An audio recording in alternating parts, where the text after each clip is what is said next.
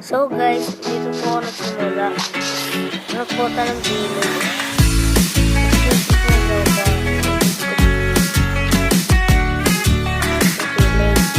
Naport ko sa TikTok ko.